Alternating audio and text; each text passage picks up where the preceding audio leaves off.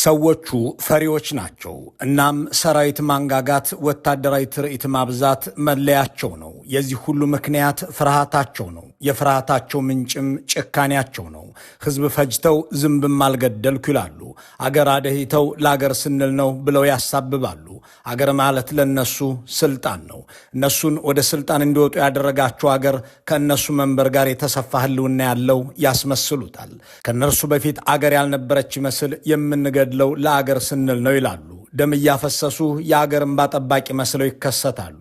ስራቸው፣ ተልዕኳቸውና ግባቸው ስልጣንና በስልጣን የሚገኘውን ጥቅም ማጋበስ ብቻ ነው። ሕግ፣ አገር፣ ሕዝብ፣ እውነት ሰፈራቸው እነሱ ዘንድ አይደሉም።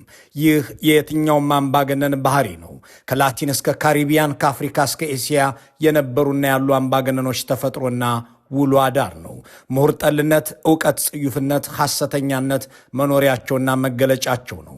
መሐይምነታቸው የሚያሳድርባቸው የበታችነት ስሜት የሚተቻቸውን ብቻ ሳይሆን የሚበልጣቸውንም እንዲገድሉ ያደርጋቸዋል።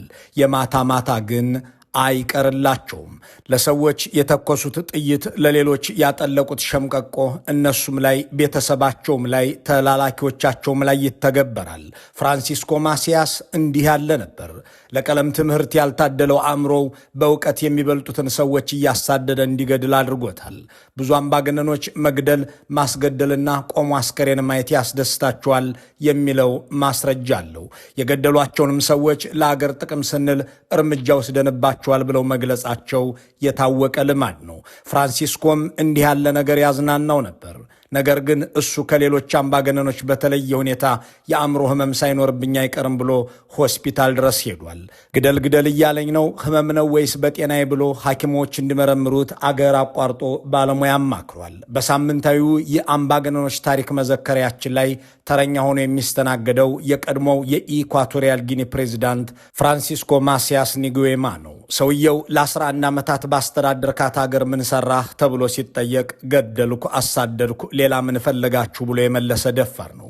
ከአገሪቱ ህዝብ 300 ሺህ የሚሆነውን ገድሎ 47 በመቶ የሚሆነውን የኢኳቶሪያል ጊኒ ህዝብ የእሱን ግድያ ሸሽቶ ከአገር እንዲወጣ አድርጎታል። ከ7ኛ ክፍል በላይ ያልተማረው ፍራንሲስኮ የተማረና ፊደል የቆጠረ ሰው አይወድም። ይችን ነገር እንደገና እንበላት። ከ7ኛ ክፍል በላይ ትምህርት ቤት ደጃፍ ስለመሄዱ ማስረጃ የማያቀርበው ፍራንሲስኮ ማሲያስ ተማሪና ተማሪ ቤት አይወድም። ዩኒቨርሲቲና ትምህርት ቤቶችን እየፈለገ ዘግቷል።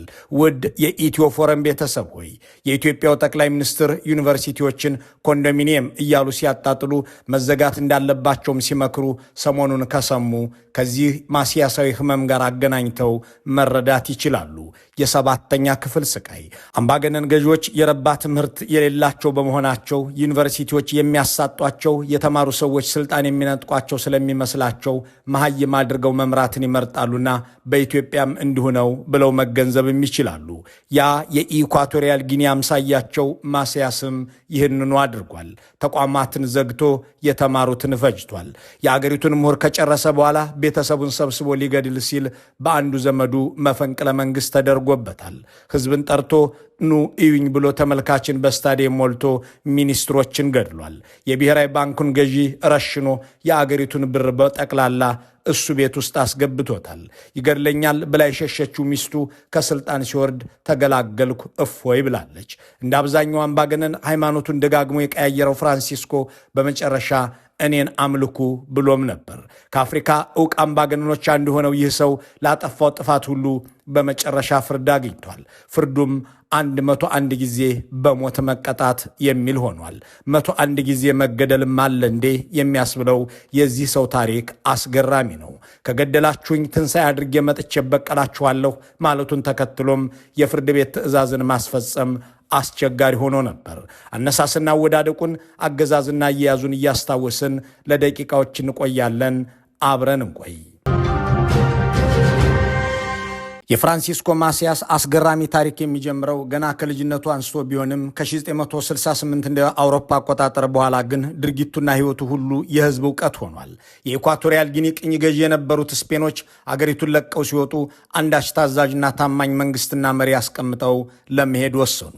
በአገሪቱ በውጭ አገር ተምረው የመጡ ብዙዎች ቢኖሩም ቅኝ ገዢዎቹ አሻንጉሊት እንደማይሆኑላቸው ስላመኑ ሌላ መሐይም ፍለጋ ተሰማሩ። ከዚያም ፍራንሲስኮ ማሲያስ የተባለ ቀለም ያልዘለቀው ወታደር ተገኘ።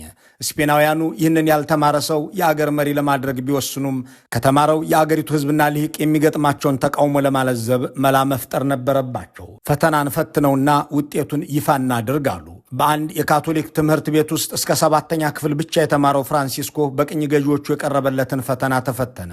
ማለፍ አልቻለም። እንደገና ተፈተነ። አሁንም ወደቀ። ለ3ኛ ጊዜ ተፈተነ። አላለፈም። በመጨረሻ ፈተናውን ፈታኞች እየሰሩለት እንዲፈተን ተደረገና አልፏል ተባለ። ከዚያም የመጀመሪያዋ የኢኳቶሪያል ጊኒ ፕሬዝዳንት ተደርጎ ተቀመጠ።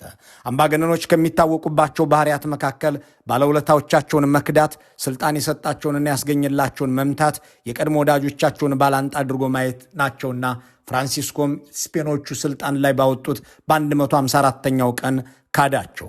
በአገሪቱ የነበረውን የስፔን ባንዲራ አቃጥሎ ስፔናውያንን ማሳደድ ጀመረ። የእሱን ፈተና ተፈትነው ከተማሩ ሰዎች ሁሉ አስበልጠውና መርጠው ለሹመት ካበቁት ስፔኖች ጋር ተጠማመደ።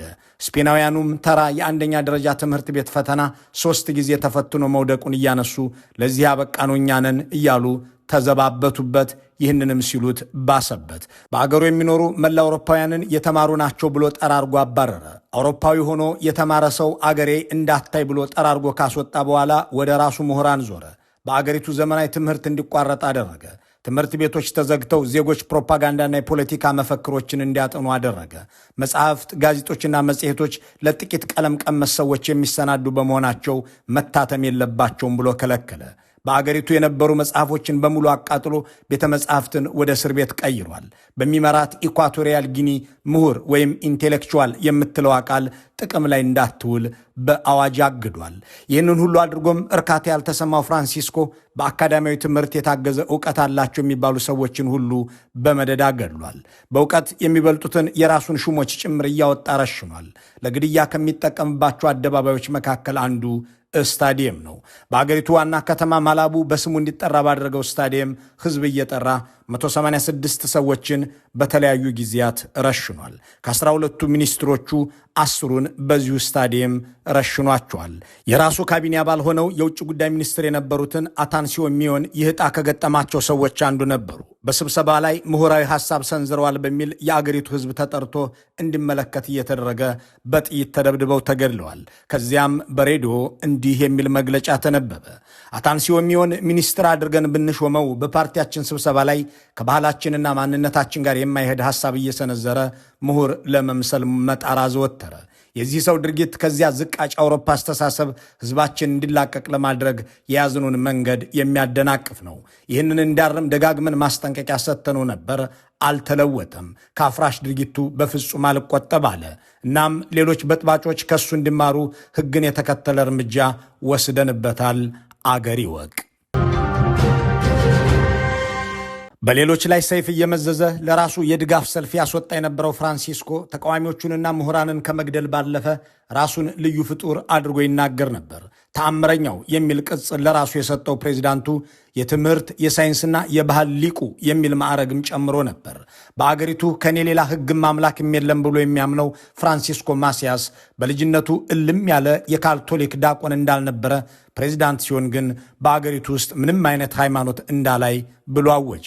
የኢኳቶሪያል ጊኒ አብያተ ክርስቲያናት የእሱን አስተምህሮ በስብከቶቻቸውና በጸሎቶቻቸው ውስጥ እንዲያስገቡ አዘዘ። እነርሱም ለሕይወታቸው በመፍራት ትእዛዙን ተቀብለው እንዲህ የሚል የዘወትር ጸሎት አዘጋጁ።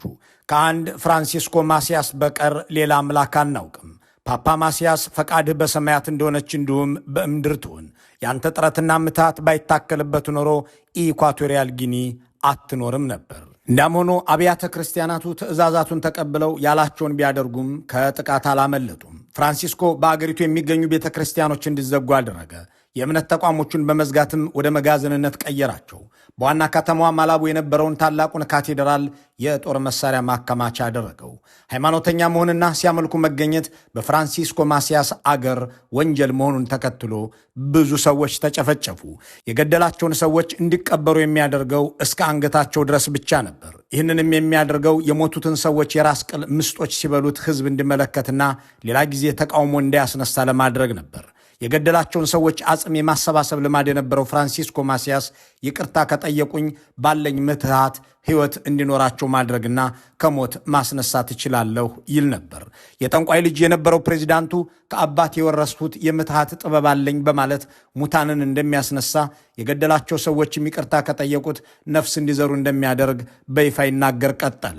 ሕዝብ ለማሳመንም የሰዎች አጽም የተሰባሰበበትን ክፍል ለሰዎች ያሳይና እንደገና ከደቂቃዎች በኋላ በእስረኞች ሞልቶ ቅድም ሞተው የነበሩት ይቅርታ ስለጠየቁ እንዲነሱ አድርጊያቸዋለሁ ተመልከቱ ብሎ ያሳያል። ከዚያም በመነሳት በአገሪቱ ውስጥ የሚፈራ ሰው አድርጎ ራሱን ስሎ ነበር። ፍራንሲስኮ በተለያዩ ምክንያቶች ከአገር ሲወጣ በኢኳቶሪያል ጊኒ መብራት ይጠፋ ነበር። ይህንን የሚያደርገው ደግሞ በአገሪቱ መብራት የሚበራው በእኔ ምትሃት እንጂ ሳይንስ በፈጠረው የኤሌክትሪክ ኃይል አይደለም የሚል መልእክት ለማስተላለፍ ነበር።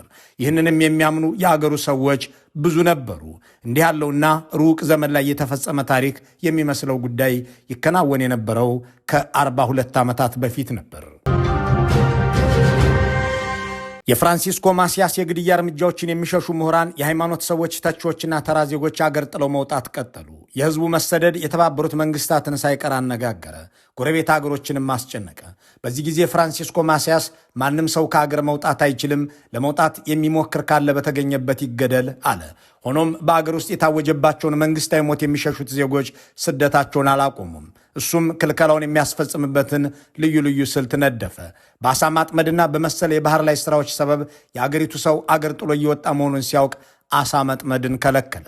በባህር ላይ ይሰሩ የነበሩ በርካታ ጀልባዎችም እንዲወድሙ አዘዘ።